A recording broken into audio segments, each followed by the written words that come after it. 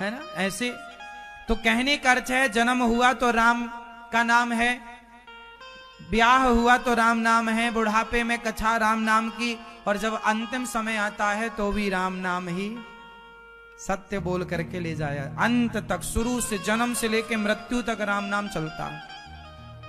आपस में हम लोग भी बोलते क्या है, राम राम भैया, जय श्रीमन नारायण, राम राम, सीताराम, ठीक हो, ऐसे व्यवहार में भी राम है।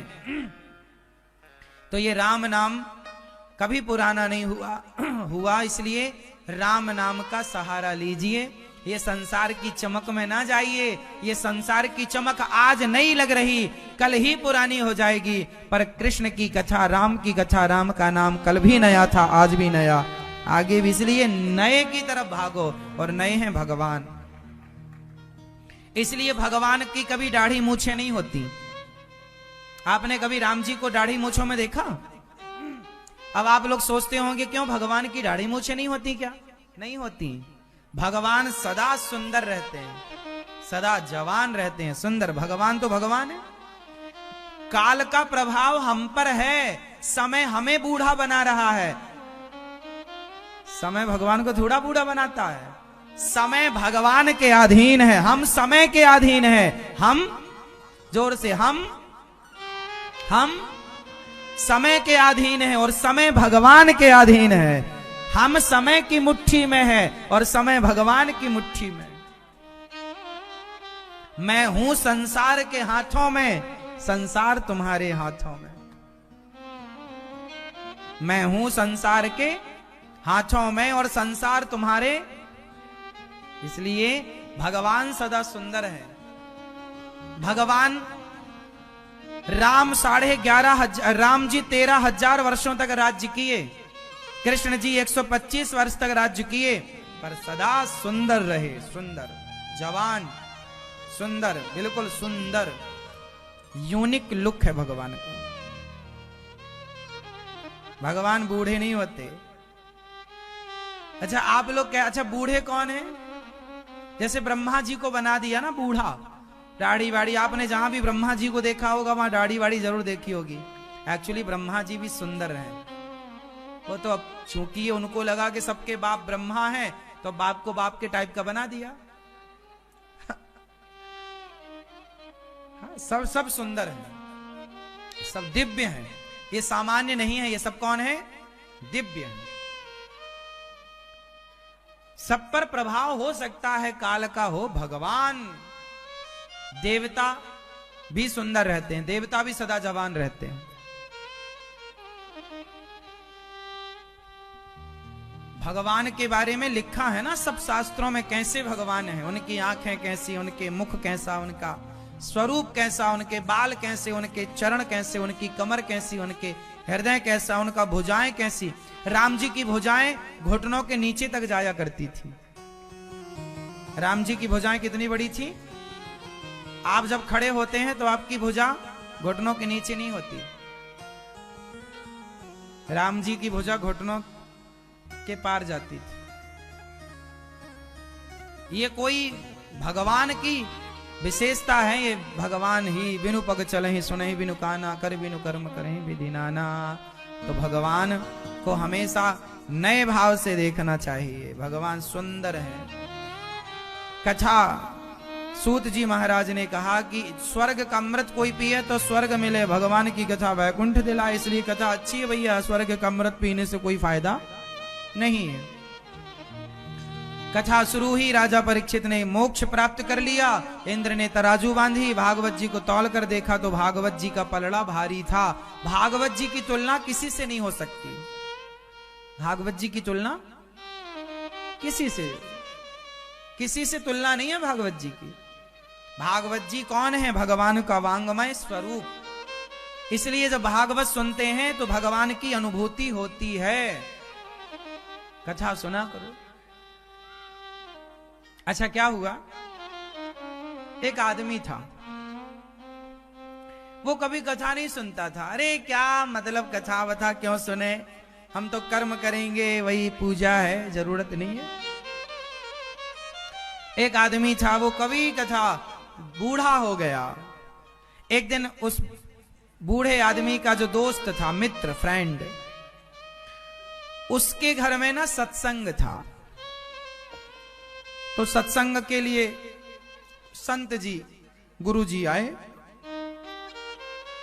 तो उसके दोस्त ने आग्रह किया, यार हमारे घर में बड़े संत आ रहे हैं और संतों का संग करने के लिए बहुत श्रोता भी आ रहे हैं, तुम हमारे बेस्ट फ्रेंड हो, तुम जरूर आना। तो उनके वो एक आदमी था जिनका नाम था रामचरण। रामचरण नाम का एक सज्जन आदमी थे। वो सत्संग कभी नहीं करते, कभी उन्होंने कथा नहीं सुनी, संतों का दर्शन नहीं किया, मंदिर नहीं गए, पूजा नहीं करी, पाठ नहीं, कुछ नहीं। सारी जिंदगी कमाया, खाया, सोया, बस सांसारिक भोगों का आनंद लिया, बस कोई पूजा नहीं। लेकिन आज रामचरण के मित्र ने कथा करवाई, तो निमंत्रण दिया, आप आना।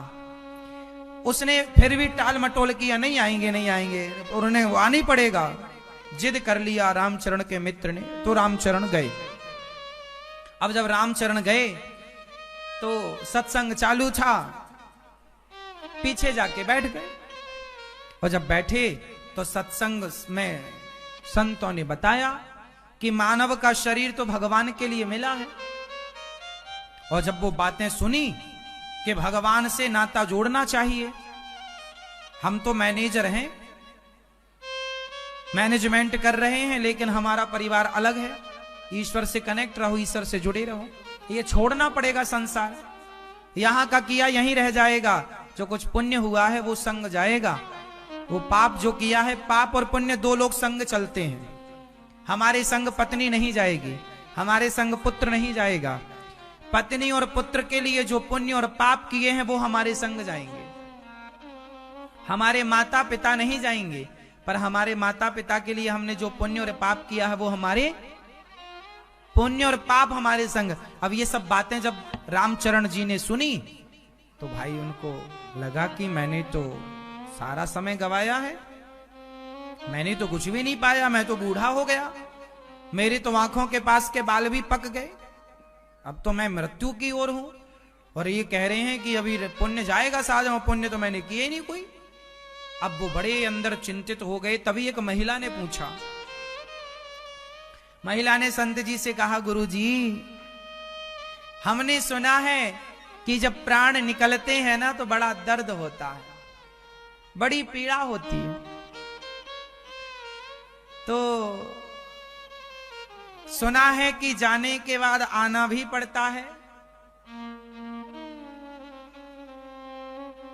तो गुरु जी ने कहा कि सुनो, पीड़ा किसे होती है और जाकर आता कौन है, ये दो प्रश्नों के उत्तर एक बात पे गुरु जी ने दे दिए। एक छोटा सा मैं आपसे सवाल करूंगा, फिर आप सब उत्तर दीजिएगा। एक सवाल किया गुरु जी ने उस महिला से, सुनो बेटा, ये बताओ कि ओपला होता है, कंडा, कंडा गाय का गोबर, गोबर के ओपले बनते हैं, कंडे बनते हैं। एक महिला के ना बड़े बड़े बाल थे, तो उस महिला का ना एक बाल कंडे में गिर गया। तो कंडे में गिरा तो कंडे के संग बाल, कंडे के अंदर कंडा सूख गया। और उस महिला का दूसरा बाल ना मक्खन में गिरा, मक्खन के बर्तन में। तो गुरुजी ने कहा, ये दोनों बाल यहां लाओ। तो कंडे में भी एक बाल था और मक्खन में भी एक बाल था। दोनों बालों को रखे गए और महिला से कहा कि अब दोनों बालों को निकालो। कौन सा निकलेगा आसानी से? मक्खन में जो बाल था, क्या उसे निकालने में कोई तकलीफ है? पर जो कंडे में फंसा बाल है, क्या वो निकलेगा? ऐसे ही आपका मन, आपका जो मृत्यु का समय है, मरने के पहले आप अपने आप को निकाल लो। किससे निकाल सकते हो? मक्खन से, पर ओपलों से तो नहीं निकाल सकते ना। कहने का तात्पर्य यह है कि यदि आप संसार में जैसे बाल गोबर में फंस गया, यदि आप संसार में ऐसे फंसे हैं जैसे बाल गोबर में, तब तो फिर आप निकल नहीं पाओगे। लेकिन आप संसार में ऐसे फंसे हैं जैसे मक्खन में बाल फंसा है, तो आप निकल सकते हैं। अब ये आप लोग बताइए कि आप लोग संसार में कैसे फंसे हैं, जैसे बाल मक्खन में फंसा वैसा, या जैसे बाल गोबर में फंसा वैसा। यदि आप मक्खन में फंसे बाल हो, तब तो आप लोग आराम से निकल जाओगे, आपको दर्द नहीं होगा। क्योंकि मक्खन क्या है? भगवत प्रेम के मक्खन में, काम करते हुए भगवान की भक्ति के मक्खन में हैं आप, तो आप आसानी से निकल जाएंगे। मृत्यु भी होगी, दर्द नहीं होगा। और जो भगवान में समर्पण कर दिया, उसका फिर जन्म भी नहीं होता, मोक्ष हो जाता है। तो अब देखो, हम सबको मरना तो पड़ेगा, हाँ या ना? जाना तो पड़ेगा। अब बस ये बताओ कि आप फंसे कैसे हो और कैसा रहना अच्छा है। बाल का मक्खन में फंस जाना और बाल का गोबर में फंस जाना, कहां फंसना सही है? बोलो। हाँ, तो मक्खन क्या है? संत हृदय नवनीत समाना। संतों के चरणों में लगे रहोगे तो मक्खन की तरह रहेगा, भक्ति में लगे रहोगे तो मक्खन की तरह रहेगा। और गोबर मतलब संसार के विषय भोगों में उलझ गए तो इस गोबर में ऐसे फंसोगे कि फिर तुम चाह कर भी अपने आप को निकाल नहीं पाओगे और दुर्गति का कारण फिर बन जाओगे आप। फिर आपका मन आपको दुर्गति में ले जाए। देखो, मन है, ये मन क्या है? फंसा हुआ है। या तो मन गोबर में फंसा है, या तो मन मक्खन में फंसा है, या तो मन संतों में लगा है, या तो मन भोगों में लगा है, या तो मन भगवान के चर्चा में लगा है, या तो मन संसार के विषयों में लगा है। अब मन ही का तो खेल है, मन के हारे हार है, मन के जीते जी। तो मैया, आप अपना मन कहां लगाओगी मेरी माँ? अरे, आपके बालों में जो लाल बाल हैं, ये मेहंदी है कि सब नेचुरल है? हाँ, मेहंदी है। तो आप तो गोबर में फंसी हो फिर।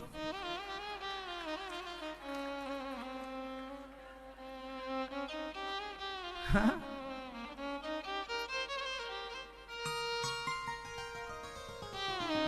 जिसका मन भगवान में लग गया, उसे बाल रंगाने की क्या जरूरत है? उम्र के इस पड़ाव को स्वीकार करिए, सफेद बालों के साथ रहिए।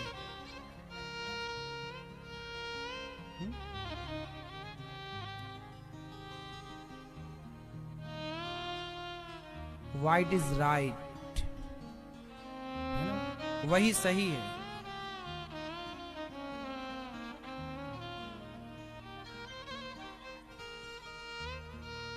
तो मक्खन क्या है? भगवान की कथा, भगवान में मन। मैं कैसी हूं मुझे नहीं पता, जिसको अपना ख्याल है वो गोबर में फंसा है, और जिनको अपना ख्याल नहीं रहा, केवल कृष्ण का ख्याल, वो मक्खन में फंसे हैं। जब मैं था तब हरि नहीं, अब हरि है मैं नाय, और प्रेम गली अति सांकरी, जामे दो ना समाए। तो मेरी मां, अब कहां फंसना है अपने को?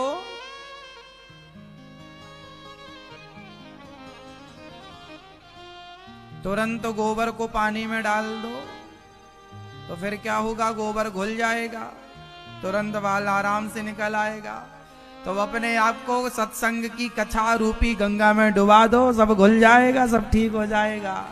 यदि गोबर में फंसे भी हो तो उपाय अभी है, अभी समय है। अब अपने आप को सत्संग की गंगा में घोल दो, डुबा दो, शायद निकल जाए, है ना भैया? हाँ। तो एक बार भागवत जी, नारद जी भी सुने, सारे तीर न परीक्षित की सदगति हुई। इंद्र को लगा कि भागवत जी में, भागवत से भगवान प्रकट हो गए, इंद्र का अभिमान दूर किया। इसलिए भागवत सुनना चाहिए, भगवान की अनुभूति भागवत से होती है। आप लोग सुना करिए। और है ना मेरी माँ? तो आप भी बेटा, ओ छोरा, मोबाइल वाले भैया, किसको टाइप करके भेज रहे हो आई लव यू?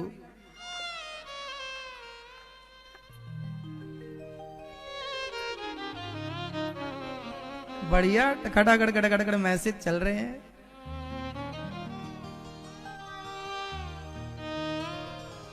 सुनो, कथा सुना करो। मोबाइल पर चैनल को सब्सक्राइब कर रखा कि नहीं? कथा सुना करो। हाँ, सुनते हैं आप सब कथा? हाँ, फिर बढ़िया, इसलिए आप लोग वृंदावन आए हैं। अच्छा, अभी मिलेंगे। ये बच्चे भी सुनेंगे कथा, बहुत अच्छा रहेगा इनके लिए। अच्छा, झारखंड, अच्छा, अभी आप भी टीवी पे देखोगे। हाँ, ये देखो, आप दिख गए ना टीवी पे। हाँ, जो टीवी देखेंगे ना वो टीवी पे दिखेंगे। टीवी पे कथा सुनेंगे तो टीवी पे दिखेंगे। इसलिए कथा सुना करो टीवी पर, फिर आप भी टीवी पे देखेंगे। कथा आपको जो चाहिए सब कुछ दिलाएगी। तो भगवान की कथा आप लोग सुना करिए। यूट्यूब पर कथा, आप यूट्यूब पर सुनते हो कथा? ओ भैया छोरा, कथा सुनते हो? हाँ, कथा सुना करो। भगवान की कथा नारद जी महाराज ने कहा, मैं सारे तीर्थों में गया, भागवत जी कथा किसने सुनी? भक्ति महारानी ने भी भागवत सुनी। एक बार नारद जी सारे तीर्थों में गए, पर ना पश्चिम कुत्रमिच्छर्मा मनः संतोष कार्यक्रम। सारे तीर्थों में गए पर शांति कहीं नहीं मिली। नारद जी महाराज जब गए तो देखा, सत्यम नास्ति तपः शौचम दया दानम न विद्यते उदरम भरिणो जीवा जीवा बराकाः कूटभाषिण भाषिण। कहते हैं कि सत्यम नास्ति तपः शौचम दया दानम न विद्यते। सत्यम नास्ति मानो सत्य का नाश हो गया। नारद जी कह रहे हैं इस कलयुग में अब सत्य बोलने वाले लोग कम हैं। सत्य बोलने वाले लोग ज्यादा हैं कि कम हैं? आप सत्य बोलते हो? हाँ। अच्छा, आप नहाते हो रोज? आप रोज नहाते हो?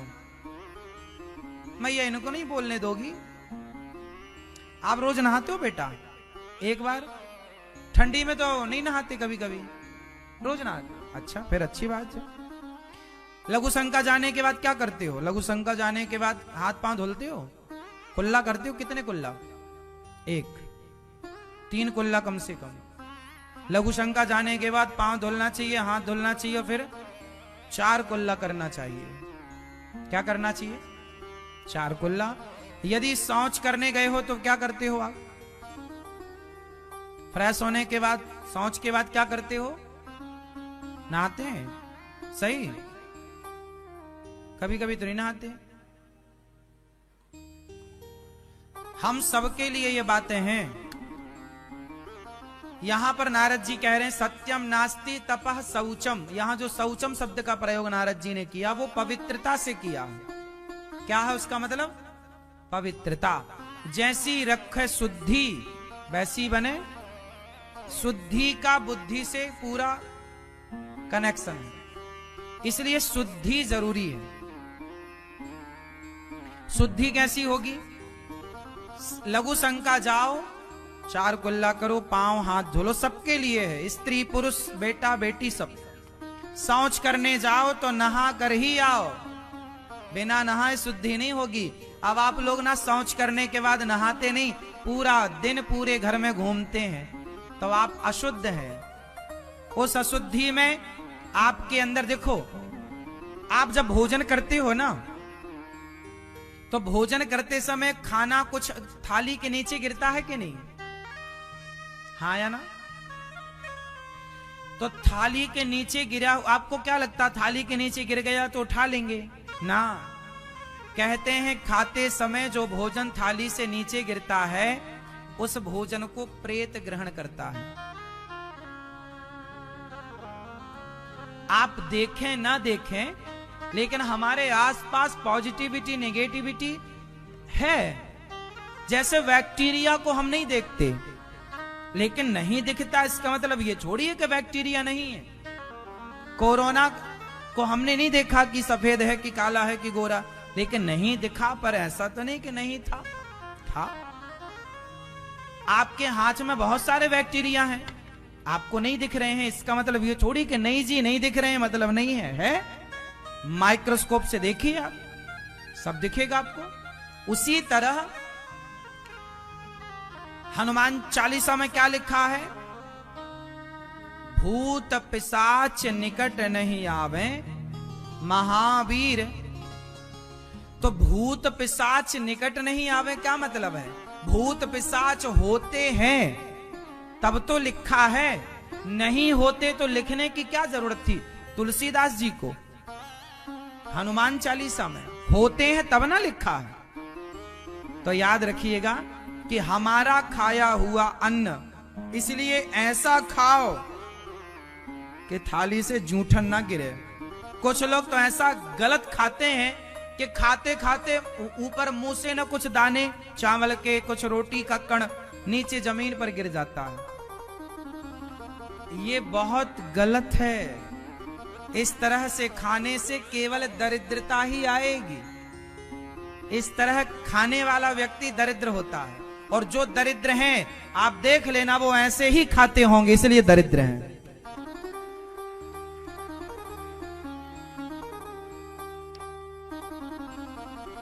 खाते समय ना तो थाली टूटी होनी चाहिए, ना तो जिस गिलास में पानी पियो वो गिलास भी चटकी नहीं होनी चाहिए। जिस लोटे में पानी पियो, कुछ लोगों के बर्तन चटके होते हैं ना, स्टील का बर्तन चटका है, तांबे का बर्तन। माताएं जिस बर्तन में दाल बनाती हैं वो भी चटका है। नहीं, चटके बर्तन का प्रयोग नहीं करना, उससे दरिद्रता का वास होता है। तो जो हम भोजन करते हैं, तो भोजन करने से क्या जो थाली के बाहर गिर जाता है वो प्रेत ग्रहण करता है। इसलिए अशुद्धि। उसी तरह जब आप नहाते नहीं हैं, जैसे आप शौच करने गए और शौच करने के बाद आपने स्नान नहीं किया तो आप अशुद्ध हैं। तो जो नेगेटिविटी है, जिसे कहते हैं नकारात्मकता, वो नकारात्मकता ना गंदे व्यक्ति को पकड़ती है। जैसे मक्खियां कहां होती हैं? मक्खी कहां होती है? गंदगी में। जहां गंदगी होगी वहां मक्खी जरूर भिन्न भिन्न भिन्न भिन्न करेगी। तो जहां आपने शौच किया और आपने स्नान नहीं किया तो आपको फिर नकारात्मकता, नेगेटिविटी का मतलब है गलत विचार आपके मस्तिष्क में आने शुरू हो जाएंगे। और विचारों से ही व्यक्ति का निर्माण होता है और विनाश होता है। निर्माण भी वहीं से, विनाश भी वहीं से। आपके गलत विचार आपका नाश कर देंगे और आपके अच्छे विचार आपको श्रेष्ठ बना देंगे। स्वामी विवेकानंद जी के अच्छे विचारों ने उन्हें श्रेष्ठ बना दिया और रावण के गलत विचारों ने उसका नाश कर दिया। खेल विचार का ही तो है। और विचार कहां से आएंगे? जैसी शुद्धि वैसी बुद्धि। विचार मीन्स बुद्धि। भाई बुद्धि से ना आप विचार करते हैं, बोलो हाँ या ना। तो आप जब नहीं नहाते तो ना नहाने के नुकसान क्या है? कि आप उस गलत चीजों के शिकार हो जाते हैं। महाभारत में एक कथा है, कहो तो आपको सुना दूं जरा सी? समय है आपके पास कि मैसेज करना है? नहीं? अच्छा सुनो। महाभारत में एक कथा है राजा नल की। एक राजा थे नल, पत्नी का नाम था दमयंती।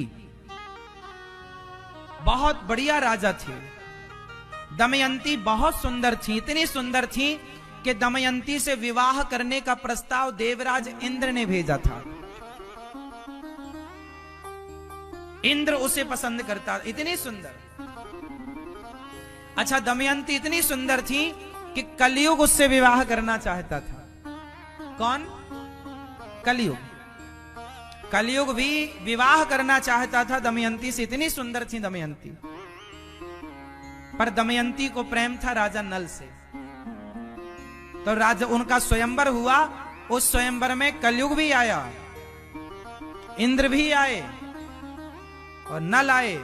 तो दमयंती ने नल को स्वीकार किया। और आपको आश्चर्य बताऊं कि कलयुग और इंद्र नल के रूप में आए थे। अब चूंकि उसे पसंद नल था, नल नाम के राजा, तो दमयंती के सामने इंद्र आए नल बनकर। अब सोचिए आपके पति की तरह तीन खड़े हों, तीन रूपों में, आप कैसे पहचानेंगे? पर वो श्रेष्ठ पतिव्रता नारी थी। तो पतिव्रता नारी थी तो वो लक्षण समझ गई कि ये इंद्र तो देवता है, तो देवताओं के लक्षण मनुष्यों से अलग होते हैं। मेरा पति मनुष्य है, इंद्र देवता हो, कलयुग भी देवता ही है एक प्रकार का, ये सब देव कोटि के हैं। कलयुग भी देवता ही है, सतयुग देवता ही है, द्वापर और त्रेता ये सब देवता हैं। तो देवताओं से, देवता जो होते हैं ना, उनकी पहचान होती है वो जमीन में टच नहीं करते।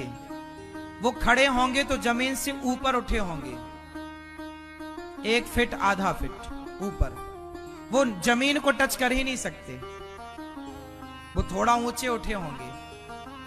तो दमयंती ने, उसको पता था कि देवता में और नल तो जमीन में खड़े हैं, हम तो जमीन में खड़े होते हैं, पर देवता जमीन में खड़े नहीं हो सकते, वो थोड़ा जमीन से ऊपर उठे होते हैं। इस गुण से पहचान कर दमयंती ने नल को पति के रूप में वर्ण किया।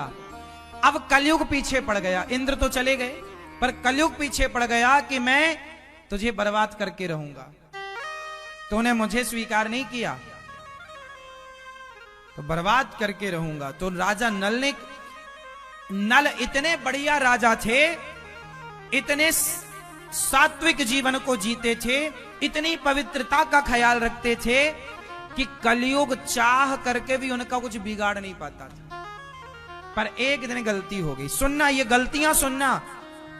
एक दिन राजा नल से गलती हो गई, रात के 2 बज रहे थे लगभग, और वो लघु शंका करने गए, वॉशरूम करने गए, लघु शंका करने गए राजा नल। और आपको मैंने क्या बताया, लघु शंका करने के बाद क्या करना चाहिए? 4 कुल्ला और पांव धुलना। अब गलती केवल इतनी हो गई, राजा नल को लघु शंका आई और उन्होंने लघु शंका की। उसके बाद वो जल्दी नींद में थे तो कुल्ला नहीं किया और पांव नहीं धुला। इतने में कलयुग को मौका मिल गया कि अब तो अशुद्धि में ये सो रहे हैं, मैं इनकी बुद्धि में सवार हो जाता हूं। और बुद्धि में ऐसे बैठा कलयुग कि राजा नल सवेरे जब जागे तो वो अलग ही राजा नल थे। फिर बुद्धि में बैठ के उसने ऐसा नचाया कि फिर इन्होंने जुआ खेलना शुरू कर दिया और जुए में सारा हार गए। इनके संग भी घटना द्रौपदी टाइप की घटने वाली थी। दमयंती को लगाओ, कलयुग जुआ खेल रहा था दूसरा रूप बदल के कि तुम अपनी पत्नी को दांव पर लगाओ, पर राजा नल इतनी बुद्धि तो बची थी, पत्नी को दांव पर नहीं लगाया। सारा राज्य, पर कथा बहुत बड़ी है, राजा नल का सब ले लिया और कलयुग फिर खोपड़ी में बैठा चला। पत्नी बोली मैं आपके संग चलूंगी, जैसे राम जी के संग सीता मैया गई तो नल के संग दमयंती गई। तो दमयंती जब गई तो राजा नल को लगा ये मेरी सुकुमार पत्नी मेरे चक्कर में दुख उठा रही है। राजा नल के सारे कपड़े उतरवा लिए, एक कपड़ा लपेटा। संयोग देखिए कि वो एक ही कपड़ा था पति पत्नी दोनों के बीच में। तो पत्नी ने कपड़े को 2 भागों में कर लिया तो दमयंती ने अपना शरीर ढका। दमयंती के पास पूरा कपड़ा नहीं था पूरे शरीर को ढकने के लिए, फिर भी ढका, आधा नल ने आधा दमयंती ने। तभी नहाने के लिए राजा नल पानी में गए कपड़ा उतार कर, तो एक हंस आया और वो हंस वो कपड़ा लेके चला गया। राजा नल सामान्य भाषा में कहे निर्वस्त्र होकर के डोल रहे हैं। ये नाच एक राजा, इतना बड़ा राजा आज नंगा घूम रहा है। किसके कारण? कलयुग के कारण। बुद्धि भ्रष्ट हो गई। बाद में पत्नी को सोता हुआ छोड़कर राजा नल चले गए कि ये अपने मायके चली जाएगी। फिर दमयंती को वहां पर एक शेर झपट्टा मारा खाने के लिए। जंगल तो जंगल था, एक शेर झपट्टा मारने के लिए दमयंती को खाने। तभी वहां पर एक बहेलिया आया और उस बहेलिये ने शेर को मार दिया। पर वो बहेलिया बड़ा गलत आदमी था। उसने दमयंती को देखा, ये तो बड़ी सुंदर है। देखना महाभारत में क्या लिखा है। उस आदमी ने जो जंगल में दमयंती की रक्षा किया, तो दमयंती ने कहा कि तुम मेरे भाई हो, तुमने मेरी रक्षा की है। पर वो आदमी जो था ना, वो दमयंती को गलत तरीके से देख रहा था, गलत भाव से। दमयंती बहुत सुंदर थी। हम बता ही चुके कि इंद्र जैसे लोग लट्टू थे। तो ये बहेलिया ये आने लगा। दमयंती ने कहा, खबरदार, मैं समझ गई कि तेरा भाव क्या है। देख, मैंने तुझे भाई कहा है, मैं नहीं चाहती कि तेरा नाश हो जाए। सुन, तू मुझे टच मत करना, मैं पतिव्रता नारी हूं। यदि तूने मुझे टच किया तो मैं कुछ नहीं करूंगी, तो भी तू जल के राख हो जाएगा। मेरा पातिव्रत है। सुन, मेरे पति मुझे रात को जंगल में, मेरे पति का समय बिगड़ गया है। मैं फलाने राजा की पत्नी हूं, मेरा नाम दमयंती है। मेरे पति मुझे छोड़कर ना जाने कहां चले गए। मैं उनका दुख में साथ देना चाहती हूं, पर वो मुझे दुखी ना करने के कारण मुझे छोड़कर चले गए। तू मुझे टच मत कर। मैं जान गई कि तेरा भाव गलत है मेरे प्रति, पर मैं तुझे भाई मानती हूं। तू, पर वो माना नहीं। वो बहेली, उसको लगा ये तो नाटक कर रही है बचने का। वो गया और दमयंती को गलत भाव से, दमयंती ने कुछ नहीं किया, ना श्राप दिया ना कुछ कहा, खड़ी थी चुपचाप, खड़ी थी चुपचाप। ये बहेलिया गया और दमयंती को गलत भाव से टच किया। टच करते आग लग गई उसके शरीर में, जलकर राख हो गया। ये पातिव्रत धर्म है, ये पतिव्रता नारी है।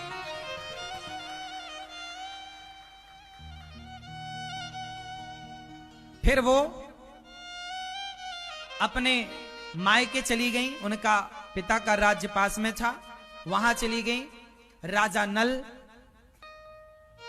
एक राजा के यहां जाकर काम करने लगे। घोड़ा उड़ा साफ करते, घोड़े के घोड़शाला में घोड़े का साफ सफाई करना, घोड़े को नहलाना। ये बहुत बड़े राजा थे ना, पहले के राजा बहुत अच्छे सारथी हुआ करते थे, घुड़सवार हुआ करते थे।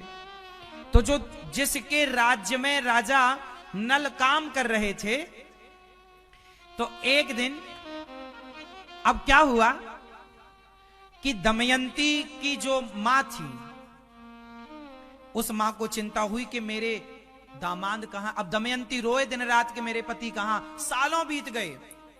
तब दमयंती ने अपने पति को ढूंढने का प्लान बनाया।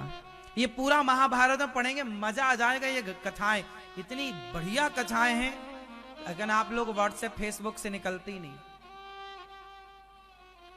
तो दमयंती, मैं सारे कथा बहुत लंबी है, ये मैं शॉर्ट में जो मुख्य चीज है वो आपको समझा रहा हूं। तो दमयंती के पति तो अलग हो गए ना, तो अब दमयंती ने अपने पति को ढूंढने का प्लान बनाया। क्या बनाया? तो उसने अपने पिता से कहा, दमयंती ने, पिताजी मुझे 4 गुप्तचर दीजिए। गुप्तचर दिए गए। और देखो, दमयंती ना रानी थी, और पहले की रानियां ना बहुत स्ट्रांग होती थी। अब अपने पति को ढूंढने का उसने प्लान बनाया और पूरी दुनिया में घोषणा करवा दी कि दमयंती स्वयंवर करने जा रही है, ताकि उनको लगे कि मेरे पति को पता चलेगा कि अरे दमयंती ने मुझे फिर से स्वयंवर कर रही है, तो वो आएंगे जरूर। लो भैया, अब पूरे, अच्छा घोषणा कैसे कैसे कराई? जैसे राजा थे तो पहले एक राजा को सूचना दिलवाया उस राजा को सूचना दिलवाई जिस राजा के यहां नल काम करते थे। अच्छा, उनके गुप्तचरों ने गीत गाया। वो गीत क्या गा रहे थे कि मेरे पिया मुझे सोता हुआ छोड़कर चले गए। मेरे पिया, दमयंती ने 4 गुप्तचर लिए और गुप्तचरों को कहा कि तुम ये गीत गाना सब जगह, और तुम्हें इस गीत को जो ध्यान से सुनता मिले समझ लेना वो मेरा पति है। मेरे पिया मुझे सोता हुआ छोड़कर चले गए, ऐसा कुछ गीत उसने। अब वो जहां जाए वो गीत गाए, मेरे पिया मुझे सोता हुआ छोड़ के चले गए। तो घोड़सवार ये जो राजा नल थे ना, इनका शरीर काला पड़ गया था। ये बहुत गोरे थे, लेकिन कलयुग बैठा, कलयुग ने सब बिगाड़ दिया, रूप रंग सब बिगाड़ा। इन्हें एक सांप ने डस लिया था, जिसके डसती इनका शरीर अलग हो गया। लेकिन अब शरीर ही तो अलग हुआ, पर आत्मा मन प्राण तो अलग नहीं हुए ना, वही थे। अब ये जब राजा नल ने सुना कि मेरे पिया मुझे सोते हुए चले गए, कपड़े तक नहीं बचे, पूरा जो हाल था पूरा एक गीत बनाया और पूरा गीत वो गाए। अब ये बात केवल राजा नल को पता थी या दमयंती को? अब नल ने सुना कि ये इन्हें कैसे पता, तो पूछा कि भैया तुम्हें ये कैसे पता? तो उन गुप्तचरों को पता चल गया कि ये राजा नल है, लेकिन राजा नल का जो रूप रंग रानी ने बताया वो रूप रंग तो मैच कर नहीं रहा है। अच्छा दमयंती को ये पता नहीं था कि मेरे पति का रूप रंग बदल चुका है। अब क्या करें? तब इन गुप्तचरों ने जाके बताया कि सुनो, एक आदमी आया तो था, कि तुम्हें ये कैसे पता, लेकिन उसका रूप रंग। तो दमयंती समझ गई कि हो सकता है किसी कारणवश उनका स्वरूप चेंज हुआ हो। पर यदि उन्होंने पूछा कि तुम्हें कैसे पता, तो ये बात तो या मुझे पता थी या उन्हें पता थी। उन्होंने कहा किस राज्य में है? बोले फलाने राज्य में। अब दमयंती ने घोषणा करवाई उस राज्य, सिर्फ उस राज्य में जिस राज्य में उनके पति नल थे, कि जाओ कह दो वहां के राजा से कि यदि वो कल सवेरे तक आ जाएं तो कल सवेरे 10 बजे मेरा स्वयंवर है। यदि वो राजा आएंगे तो मैं उनको अपना पति चुनूंगी। अब राजा, जिस राज्य में राजा नल थे, वो राजा, उसको पता चला कि दमयंती का ऑफर आया है मेरे यहां। तो दमयंती के बारे में पूरी दुनिया में हल्ला था, बहुत सुंदर। तो वो राजा तैयार हुआ, पर बात ये थी कि इतनी तेजी से वहां पहुंचना संभव नहीं था। तो राजा उदास हो गए। तो नल जो उनका घोड़ा उड़ा साफ करते, तो वहीं घोड़सवार में बोले कौन सा घोड़ा बढ़िया, कौन पहुंचाएगा? तो राजा नल ने पूछा कि क्या हुआ महाराज? राजा बोले बेटा, हमें अब दमयंती से विवाह करना है। दमयंती ने स्वयंवर रचाया है, परंतु कल का स्वयंवर है। कल यदि मैं पहुंच गया, अब कल, और अभी बज रहे हैं शाम को 4, अभी शाम को 4 बज रहे हैं और कल सवेरे 10 बजे केवल रात बची है। और रात में अब कैसे रथवत चले? तो रात को चलना नहीं है। अब 4 बजे से अभी 2 घंटे का जो समय है, 7 बजे तक अभी 2 घंटा चलेंगे और वहां 10 के पहले कुछ घंटे बचेंगे सूर्योदय के बाद, तो चलना है। राजा नल बोले मैं पहुंचा सकता हूं। राजा नल ऐसे सारथी थे, सुनो, राजा नल में ऐसा गुण था कि वो अपने घोड़ों को इतना, उनके पास ऐसी विद्या थी, उनके पास दिव्य घोड़े थे। वो जिस घोड़े पर अपने घोड़ों का आवाहन कर देते, वो घोड़े दिव्य हो जाते और जितनी दूर जाना है उतने समय में वो पहुंचा देते। अच्छा, अब राजा बोले बैठो, दमयंती के पास मैं ले चलता हूं। जब चले तो क्या हुआ कि राजा रथ पर बैठ के, रथ चला तो राजा का दुपट्टा उड़ गया, रथ से राजा का दुपट्टा उड़ा। और जब उड़ा तो राजा ने कहा नल थोड़ा बेटा ये रोको रोको। उस समय नल ने अपना नाम बदल रखा था, नल नाम नहीं था, उन्होंने नाम को भी चेंज कर लिया था कि लोग ना पहचाने। तो नल, तो उसने बोला बेटा रोको, ये मेरा दुपट्टा गिर गया। राजा नल ने कहा महाराज आपका दुपट्टा तो हजारों किलोमीटर दूर गिरा है। मतलब दुपट्टा गिरते ही राजा से क्या, रुको रुको रुको, इतना कहने में कितनी दूरी तय हो गई? 1000 किलोमीटर। मैं अब सोचिए कि वो कितनी तेज चल रहा था। अब तो दंग रह गए राजा, अरे कोई सामान्य सारथी तो चला नहीं सकता, ये तुम कौन हो? तब राजा नल ने कहा, मैं तो आपका सारथी हूं। छिपाया उन्होंने, नहीं प्रकट किया। अच्छा, ये जो राजा था, ये जो राजा बैठा था ना रथ पर, ये राजा भी एक गुण जानता था। ये पेड़ को देखकर बता देता था कि इस पेड़ में कितने पत्ते। इसकी गणित इतनी तेज थी, एक बार ये पेड़ को देख ले तो बता दे कितने पत्ते हैं। राजा नल ने रथ रोका और राजा नल ने बोला कि तुम मुझे ये विद्या सिखाओ। ये जो राजा था, जो नल जिसका रथ चला रहा था, ये राजा बहुत बढ़िया जुआड़ी था। मतलब ये जुआ खेलता था ना, पासे खेलता था तो कभी हारता, क्योंकि बहुत बड़ा गणितज्ञ था। इतना बड़ा गणितज्ञ था कि ये पेड़ को देखकर बता देता था कि इस पेड़ पर कितने पत्ते हैं। क्या आप में से कोई बताएगा? राजा नल ने रोका रथ, बताया, पूछा कि कितने पत्ते हैं। उसने बताया कितने इतने पत्ते हैं। राजा नल ने फटाफट उसको गिनती करवाई। रात थी ना पूरी, बोले तुम्हें हम पहुंचा देंगे, चलो रात को दीप जलाओ यहां मसाल और गिनो पत्ते। पत्ते गिनवाया, छोटे मोटे पेड़ जिस पर कम पत्ते थे दिखवाया, अंदाज तो लगे, सैंपल तो देखें। तब राजा ने कहा, तू बता कि तू तेजी से रथ चलाने का क्या गुण जानता है। तब राजा नल ने कहा कि एक काम करो, जो गुण तुम्हारे पास है वो मुझे दो और मेरा गुण तुम लो। तो राजा नल ने अपना सारथी का गुण उन्हें दिया और उसकी गणित जो थी कि चलते चलते पत्ते गिन लेता। इस जंगल में कितने पेड़ हैं एक सेकंड में गिन के बता देता। कंप्यूटर भी इतने जल्दी स्कैन नहीं कर पाए, स्कैनर भी इतने जल्दी कहां स्कैन करता। ये विद्याएं देखो पहले थी, ये स्कैनिंग है, ये विद्या है, शक्ति है विशेष प्रकार की।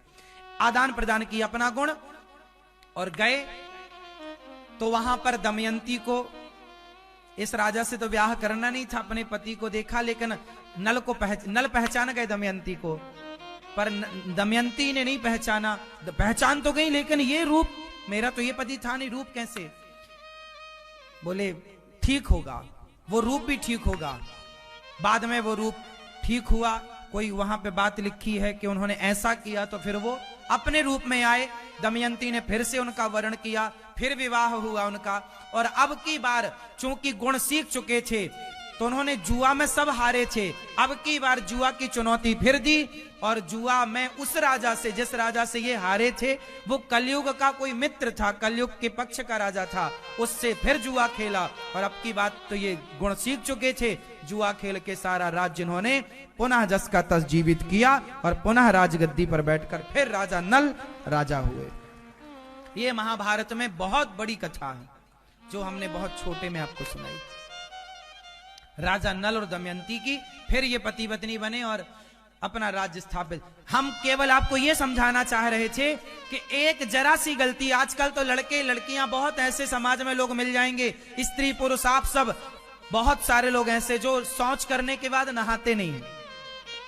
कई लोग तो 4-4 दिन नहीं नहाते सर्दियों में। अब सोचो इनकी बुद्धि कितनी भ्रष्ट होगी,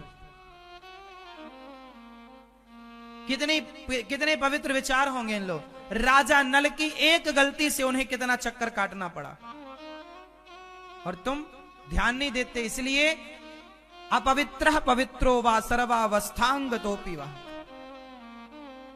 अपवित्रता बहुत हानिकारक है, पवित्रता बहुत लाभ। और पवित्रता शरीर की हो, मन की हो, बुद्धि की हो, सबका। कुछ लोग कहते हैं मन पवित्र होना चाहिए, हाँ, तो क्या तन पवित्र नहीं होना चाहिए?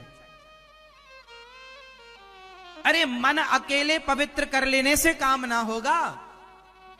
हम आपको एक लोटा में पानी भर के दें, अंदर तो लोटा साफ हो, अंदर तो गंगा जल भरा हो और बाहर से मलमूत्र लगा हो, तो क्या ऐसे लोटे में आप पानी पी सकोगे?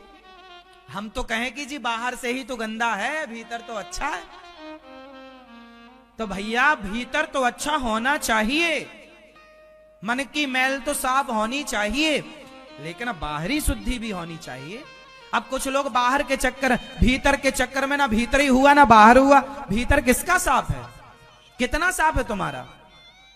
बाहर भी शुद्ध हो और भीतर भी शुद्ध हो, अंतःकरण शुद्ध हो, भीतर की शुद्धि चाहिए। इसलिए बेटा नहाया करो।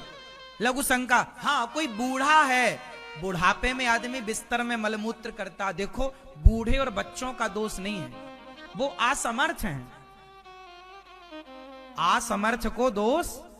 अब कोई बच्चा यहां मलमूत्र कर दे उसका दोष नहीं है, बच्चा है। कोई बूढ़ा कर दे उसका भी दोष नहीं है, बूढ़ा है, उसको असमर्थ है चलने फिरने में। लेकिन आप समर्थ हो ना, तो आप समर्थ हो और फिर बिस्तर पे मलमूत्र करोगे तो तुम्हें दोष लगेगा, क्योंकि तुम सामर्थ हो, वो असमर्थ है। इसलिए लघु शंका जाने पर क्या करोगे? 4 कुल्ला और हाथ पांव धुलना, और शौच के बाद दिन हो रात हो सर्दी हो गर्मी हो बारिश हो, आप एक बार नहा चुके हो और दूसरी बार गए हो शौच करने, तो आप भले अर्ध स्नान करो, कपड़े सारे गीले कर लो, नाभि से कमर के हिस्से को, नाभि के नीचे के हिस्से को आप धुल लो, पानी डाल लो, साफ कर लो और गीला कर लो, शुद्धि मानी जाएगी। 2 बूंद। अच्छा, आप सिर भले ना धोया करो, लेकिन सिर भले ना धो, पर नहाने के पहले आप सबसे पहले 2 बूंद जल की 2 बूंद सिर पर यहां ऊपर जरूर डाला करो। यहां आप भले सिर मत धोइए, जब भी आप नहाने जाएं, आप लोग नहाने में सबसे पहले क्या धुलते हैं? पांव। ये नियम गलत है। सिर की गर्मी ऊपर से नीचे जानी चाहिए, इसलिए सबसे पहले सिर पर पानी डालना चाहिए। भले 4 बूंद पानी डालो, मत धो सिर, 4 बूंद पानी डालो। सबसे पहला पानी कहां? सिर पर। सिर पर ये जो इसे बोलते हैं ब्रह्म रंध्र, कहां होता है? यहां होता है, यहां होता। ये जो हिस्सा है हमारा, ये पूरा ये मैन है, यही है सब कुछ। इसलिए यहां गीला करो, हल्का सा 4 बूंद पानी डालो।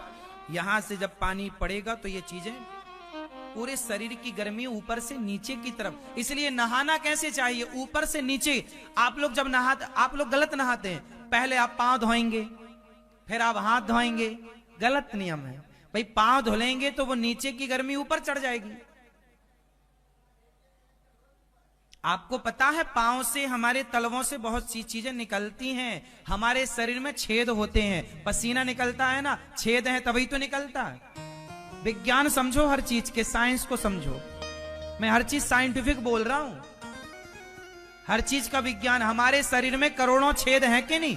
9 छेद तो विशेष है, 9 द्वारे पुरे देही, 9 दरवाजे तो हैं, लेकिन बारीक छिद्र हैं जिनसे पसीना निकलता है। करोड़ों छिद्र हैं या नहीं? जितने रोम हैं आपके, ये छिद्र ही तो है। इसलिए हमारी पूरी बॉडी से पानी भीतर जाता है और पूरी बॉडी से पानी बाहर आता है। यह प्रोसेस होता है, आप नहीं समझ पाते इस प्रोसेस को, आप ध्यान। लेकिन पानी जब नहाओ, सवेरे का जो स्नान है, गर्म पानी से नहीं नहाना चाहिए, गुनगुने पानी से। ना ठंडे पानी से नहाओ, ना गर्म पानी से नहाओ। फास्ट, ना तो ठंडे पानी से नहाना चाहिए और ना जोर से, ना गर्म पानी। गर्म पानी भी नुकसानदायक है और ठंडा पानी भी नुकसानदायक है। तो पानी कैसा होना चाहिए? नदी के टेम्परेचर का। आप सर्दियों में जाओ, नदी का पानी हल्का, नदी का पानी ठंडा नहीं होता। आप ऊपर का पानी ठंडा, जरा हाथ डाल के देखिए, पानी आपको सवेरे भाप निकलती है नदियों में। गर्मियों में पानी ठंडा होता है नदियों का, और सर्दियों में पानी नदियों का गर्म होता है। तालाब का पानी सर्दियों में गर्म होता है, हाँ या ना? ये प्रकृति ने आपको कर रखा है। सर्दियों में आपका पेट गर्म होता है और गर्मियों में आपका पेट इतना गर्म नहीं होता जितना सर्दियों में होता। शरीर का टेम्परेचर सर्दियों में ज्यादा गर्म होता है, गर्मियों में शरीर ठंडा होता है, हाँ या ना? समझो विज्ञान को। ना तो गर्म पानी से नहाना है आपको, और ना किस टेम्परेचर के पानी से नहाएं। गीजर लगा है आपके घर में, तो उस गर्म पानी को ठंडे पानी में इतना मिलाओ, ऐसे मिलाओ कि वो नदी के टेम्परेचर का हो। कैसा हो भैया? नदी या तालाब के पानी, बिल्कुल सामान्य, मतलब सिंपल। छोड़ो, जैसे बोर का पानी निकलता है ना ताजा, आप मशीन चालू करो, बोरिंग आपके घर में, तो बोर का पानी कैसे निकलता है? हल्का, बिल्कुल ऐसे निकल, ना वो ठंडा होता ना वो। ऐसे टेम्परेचर के पानी से नहाना चाहिए। ज्यादा गर्म पानी भी नुकसान पहुंचाता है और ज्यादा ठंडा पानी भी नुकसान पहुंचाता है। सबसे पहले सिर को, यदि आपने सिर, अब जैसे महिलाएं तो रोज सिर धुलती नहीं है, तो फिर आप क्या करेंगे? आप अपने सिर में 4 बूंद पानी डालेंगे। सिर नहीं धुलना, 4 बूंद पानी तो डाल सकते हैं। फिर इसके बाद आप फिर गर्दन से पानी डालना, ऊपर से पानी डालो, ताकि शरीर की पूरी गर्मी नीचे की तरफ जाए। इसलिए शरीर में नीचे का हिस्सा गर्म होना चाहिए। चलो छोड़ो, दिमाग कैसा हो? गर्म की ठंडा? जोर से। दिमाग हो ठंडा और पांव हो, हाँ, पांव गर्म होंगे और दिमाग ठंडा होगा, तो आप स्वस्थ और सुखी रहेंगे।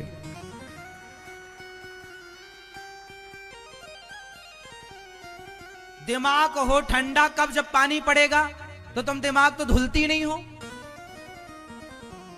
तो गर्म है। और पांव धुले जा रही हो, तो पांव आक्रमण सिकुड़े बैठे, भैया बड़ी ठंडी, काम नहीं करेंगे आज, छुट्टी है। पांव गर्म रखो। पांव गर्म का मतलब है काम करते रहो। और दिमाग को, हाँ, कमरे में तो एसी लगी है पर दिमाग में हीटर जल रहा है। दिमाग हो ठंडा, वाणी हो नरम और पांव हो गरम। वाणी कैसी हो? नरम, और पांव हो, तो पांव, यहां सिर की गर्मी पांव में जाएगी तो पांव को एक्टिव करेगी। ये जो उठने घुटने का दर्द है ना, ये सब ठीक करेगा। गरम, आप लोग मानो ना मानो साहब, लेकिन टेम्परेचर से लोहा कमजोर और मजबूत होता है, पता है आपको? लोहार लोहे की कुल्हाड़ी बनाता है, कुदाली बनाता है, तो आपने कभी लोहार को देखा होगा? वो लोहे को भट्टी पर डाल के गर्म करेगा और गर्म करके तुरंत पानी में डालेगा। क्यों डालता है, जरा आप बताओ? क्यों? क्योंकि लोहे को गर्म करके पानी में डाल देने से लोहा मजबूत होता है। जितनी बार तपाओगे, अब ये आइडिया लोहार को है, मुझे नहीं है, ऐसे टेम्परेचर में लोहे को रखा जाए कि वो लोहा, एक ऐसा टेम्परेचर है जिस टेम्परेचर में लोहा मजबूत होता है, और एक ऐसा भी टेम्परेचर है जिस टेम्परेचर में रख देने से लोहा कमजोर हो जाता है। उदाहरण, गन्ने से बनता है गुड़। बोलो हाँ, बोलो हाँ या ना? हाँ या ना? गन्ने से बनता है गुड़ और गन्ने से बनती है शक्कर। गन्ने से बनता है गुड़, और तो गुड़ होता है सांवला लाल, शक्कर सफेद कैसे होती है? टेम्परेचर का खेल है। गुड़ को कम टेम्परेचर में, गन्ने के रस को कम टेम्परेचर में पकाइए तो गुड़ बनेगा, और जरूरत से ज्यादा टेम्परेचर पर पकाइए तो वो शक्कर हो जाएगी। और इतना जरूरत से ज्यादा टेम्परेचर होता है कि वो शक्कर फिर आपके स्वास्थ्य के लिए, गुड़ स्वास्थ्य के लिए अच्छा है, शक्कर स्वास्थ्य के लिए अच्छी, क्योंकि टेम्परेचर इतना कि उसके सारे तत्व समाप्त हो गए। खेल टेम्परेचर का है। चाहे लकवा क्या है, पैरालाइसिस क्या है, शरीर के टेम्परेचर को मैनेज ना करना ही लकवा। स्त्रियों में एक प्रॉब्लम होती है बच्चादानी की, कई स्त्रियों को बच्चादानी निकलवानी पड़ती है। क्या है ये? टेम्परेचर का खेल है। शरीर में अधिक गर्मी हो जाने से बच्चेदानी की समस्याएं पैदा होती हैं। अधिक गर्मी हो जाने से तो टेम्परेचर मेंटेन करके रखिए। चाहे घर का टेम्परेचर हो, चाहे पत्नी का टेम्परेचर हो, चाहे पति का टेम्परेचर हो, चाहे खुद की बॉडी का टेम्परेचर हो, टेम्परेचर मेंटेन करना सीखिए। ठीक है, तो कौन कौन शौच करने के बाद स्नान करेगा आज से? हाँ, मैया आप नहीं नहाओगी मेरी माँ, नहा लेना मेरी माँ। और शौच के बाद, लघु शंका के बाद 4 कुल्ला और 5 हाथ, शुद्धि जैसी शुद्धि वैसी। हाँ, बोलो राधे राधे। नारद जी ने भागवत सुनवाई और नारद जी सारे तीर्थों में गए। नारद जी को भक्ति महारानी बोली मैं बड़ी परेशान हूं, सारे तीर्थों में गए शांति के लिए। सनकादियों ने कहा भागवत सुनवाओ, भागवत वृंदावन में सुनवाई, तब भक्ति महारानी का दुख दूर हुआ।